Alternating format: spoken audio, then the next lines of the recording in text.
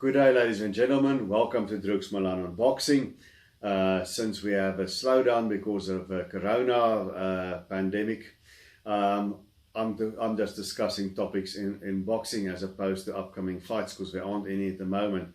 Now, the topic here, I think especially is a relevant one in South Africa, is should the IBO, the International Boxing Organization, be recognized as a legit world title?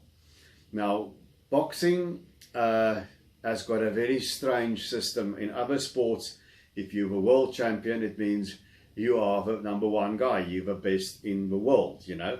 And it's a quite straightforward thing, but in boxing and in other combat sports as well, you know, MMA is also not one champion, even though I like to think so. But UFC is a promotion, you know. UFC is not MMA as such. There's also Bellator. There's also Arisen and many other organizations, like there used to be Pride back in the day. They're just promotion based, whereas boxing has become sanctioning body based, removed from the promoters but influenced by the promoters. Now, to be quite frank, the general consensus these days from people like Ring Magazine and certain journalists is that there are 4 big sanctioning organizations. The oldest one, the World Boxing Association, the WBA. Then you've got the World Boxing Council, the WBC, the International Boxing Federation, the IBF, and the World Boxing Organization, WBO. And so most people recognize 4 bodies as having world titles of some prestige and legitimacy. So now you've got 17 weight divisions with 4 world champions in each weight division. So a world title doesn't mean necessarily anymore that you are the best. It just means, hopefully, that you are among the best. So having a world title means you are among the best. Now, who is the best?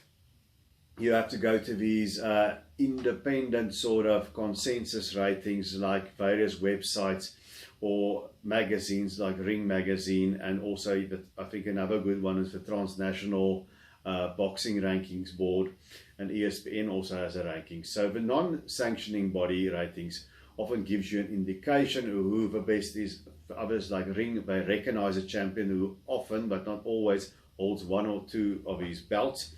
And that's how we as boxing fans know who the best is. It's a complicated system. Try and explain it to a casual fan. It's very confusing to them. I had it at an airport the other day as well. But now there's always been the other ones springing up. The IBA had a little bit of a run. They're trying to revive it. International Boxing Association. Over here in Cape Town and around Africa and Europe as well, we have the World Boxing Federation. But these guys are not really taken seriously at all.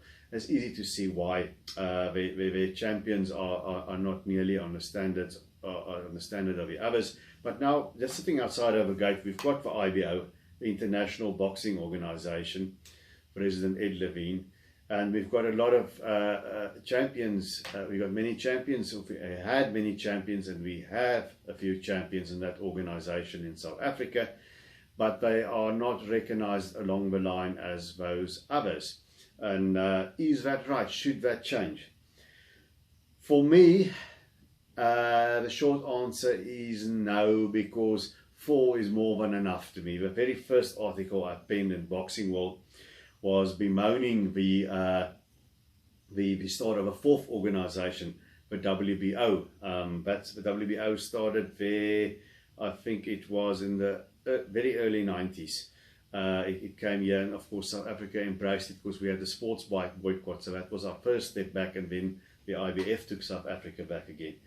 And I didn't like that because I thought 3 were already too many for me, and now there's 4. And then the WBO is what it is today. It's not seen as any less. Back then it was sort of viewed as a Mickey Mouse title. It got a foothold a little bit in South Africa, but also especially in the UK. And they eventually got recognized like the other 3 because there were no difference in quality of their champions. When Mike Tyson and Buster Douglas was champion, when he beat Tyson, their first champion was Francesco Damiani, a very good Italian heavyweight, and he knocked out Johnny Deploy. but the belt didn't have the same prestige that it has today. It's considered an essential part of his 4 titles that makes up the alphabet body, at least undisputed title. And the WBO got there by getting some big local stars like Chris Eubank and Nigel Benn in England, and then later they had some big stars in America picking up on them, like Oscar De La Hoya, I think was also one of the first, and Riddick Bowe had their belts. And then it became a thing where a year or two ago, I took all the champions of organizations and I rated them according to where they are in an independent rating system. I think I used Ring Magazine at the time. And then the WBO was number 1 in terms of the quality of their champions. But of course, for 4 bodies, they shift like that. Now, should the IBO be added to that? Because if we look at some of the champions of the IBO, there's where you can make an argument, because you've got at the heavyweights, Anthony Joshua holds their belt. But people would, and at middleweight, Gennady Golovkin's had their belt, and he has it again now. People would argue, yeah, but Anthony Joshua's got the WBO and IBF. Nobody cares about the IBO belt. They just tag it along. And yeah, Golovkin's got the IBF belt, and the IBO belt is just attached to it. What I I'm curious to know is, do they pay the same amount of sanctioning fees as the other 4 demand? Because we had in the World Boxing Super Series, we had George Groves beat the WBA champion, beating Chris Eubank, was the IBO champion, and he didn't take the IBO title, didn't bother to pay the sanctioning fees that became vacant. Same thing happened with Bernard Hopkins against John Pascal, who held the WBC and the IBO title, didn't pay sanctioning fees for it. So obviously it's not valued in some corners in the same way. People tag onto other belts, but then you have champions that sort of become top 5 fighters in the world. And that puts them on the same level as a WBA, WBC, or IBF champion. You've got Kevin Lerena, Ring Transnational Boxing Rankings Board's got him at number 5.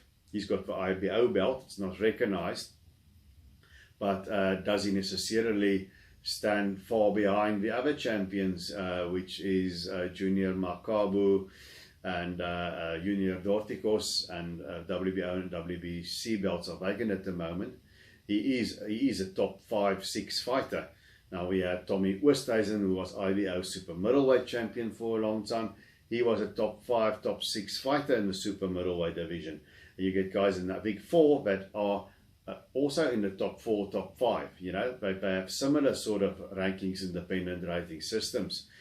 We've got Nkosi Joy in South Africa. He was IBF champion, and he had this belt before he went for IBF. He's also the IBO champion, and you get guys that are just outside of the fringes like Gideon Buthelezi. So, you know, my point being, if you take away these champions who hold big names, who hold IBO titles, and deem it worthy enough to pay a sanctioning fee for it, whatever that sanctioning fee may be, if we take them away, we still have some good guys who are IBO champions or were IBO champions without having other titles, like Lerena, like Oosthuizen, like Chris Eubank Jr. We also had Ricky Hatton for a while in between his reigns as WBA and IBF champions. He also had the IBO title for a while in between those. So there were some big name fighters that held the IBO title. So Manny Pacquiao had it for a while with other belts being attached. So should it be recognized as a legit world title? I kind of think they're not quite at the level where the WBO was when they became recognized, because there's still some IBO champions that are not in any independent top 10 or top 15 even. There's quite a few of them that don't figure there that are IBO champions.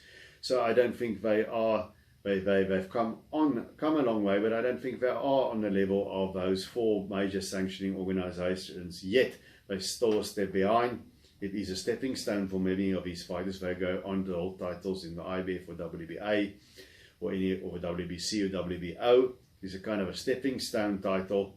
I still, depending on who I write for, sometimes I do copywriting work promoters or for programs or shows, and when I go angle what they tell me. I think the IBO is definitely the best of the rest. You know, it's just outside the big four, and they do have certain things that they can claim legitimacy. I just think people are tired of a confusion. They just don't want a fifth sanctioning body. And I think the only way the IBO is going to do that is by staying active, and they'll have to have all 17 their champions eventually standing among the objective, the first 7 fighters in the world at least, to get that sort of recognition. That's what it took for the WBO to get that. Like the WBO have got big names attached to their belts, but the entire roster is not yet there. So that is the challenge, and I think ultimately it's a marketplace that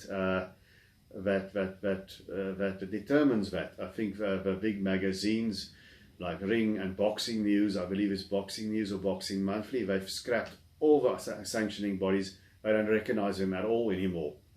So I just go on their ranking system. So I have grown used to it. I'm fine with the 17 weight divisions, and I'm fine with the 4 champions. I just would like them to fight, have unifications more, which they are doing. In some divisions, you can clearly see who the top guy is. It's you know, nobody's going to argue that Juan Francisco Estrada is not the top junior bantamweight in the world. I think there's not going to be much argument that, for instance, the top heavyweight in the world now is Tyson Fury after beating Deontay Wilder, and so on. There will be clear number ones. You know, like lightweight, nobody's going to give you an argument that Vasyl Lomachenko is not the best fighter in the world. But there are other divisions where it's blurry, like who's the best flyweight in the world. You know, we in South Africa are going to say it's Moruti Mtalane, but you know, go say that Tanaka is moving up, doesn't want to fight him. Who else is there? That is not as clear cut. Mtalane is the most accomplished guy, but now we've got this new kid Martinez from Mexico that's knocking everybody out. I'm just using that division as an example.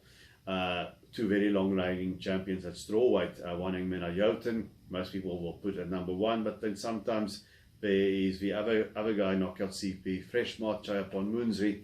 They sort of changed positions, you know. So if we can get a clear number 1, we can get more unifications. I'm happy with that.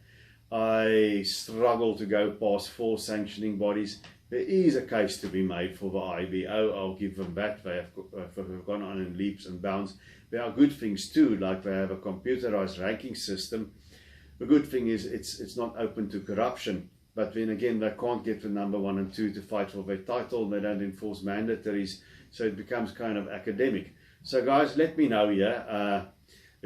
What do you think? Should the IBO title be recognized as a world title along the line of the big 4, the WBA, WBC, WBO and IBF? Or is 4 enough? Or we can make the argument we want to abandon it altogether, have 1 champion per weight division, but good luck doing that. I've been around it long enough to see that that's never going to happen. But let me know what you think about the situation. Should the IBO be considered at all as a 5th world title sanctioning body, or is 4 enough? Let me know what you think in the comment section, and until we see each other again, keep those gloves up.